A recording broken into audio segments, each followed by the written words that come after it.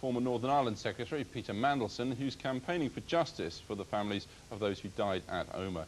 I asked him what the prospects were for a criminal prosecution now of the Omagh bombers. Well, of course it doesn't mean the end of all Republican terrorism in the future, and therefore we shouldn't let our security guard drop.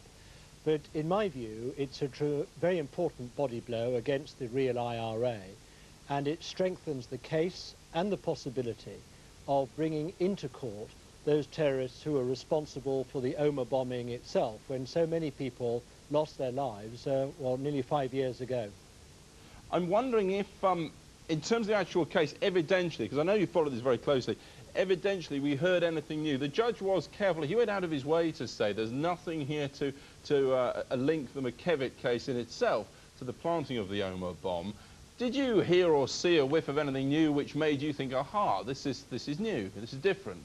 No, but I just don't think that one court will ignore or disregard the finding of another court, which is that Mr. McKevitt has been directing the real IRA since 1999, technically, although, of course, we know he's been its boss, its commander, right from the beginning. And I think that you will find that the evidence that was brought into court to secure this conviction today, particularly the very significant evidence supplied by the American, who was an agent, of course, put in both by American and British intelligence agencies, that evidence will be very important indeed if and when, as I believe will be the case, we get a read across either to a criminal prosecution against the Omagh bombers or the continuation of the civil action which has been initiated by the victims' families. And I'd just like to say, if it were not for the determination and the relentless energy showed by those Omagh families, I don't believe that we would have necessarily had this conviction today. That political pressure they have mounted has been absolutely crucial throughout. And clearly, if you like, the strength of evidence needed, the height of the defence needed to be cleared by evidence in a civil action is clearly going to be somewhat lower, it's fair to say, than in a criminal action. Again, any bearing on that after today's case? Because it does, as you say, place Michael McKevitt fair and square as the centre pin of the real IRA organisation.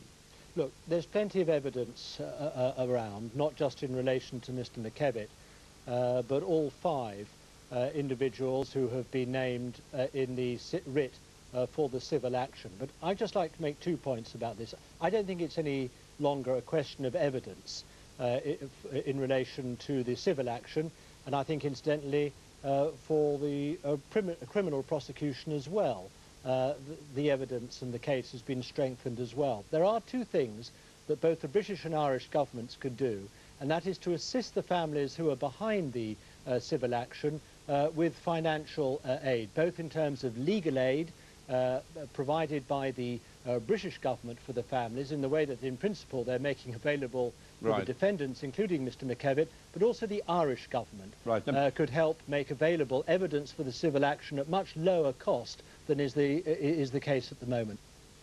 Peter Mandelson, the former Northern Ireland Secretary, speaking to me a little earlier. Now.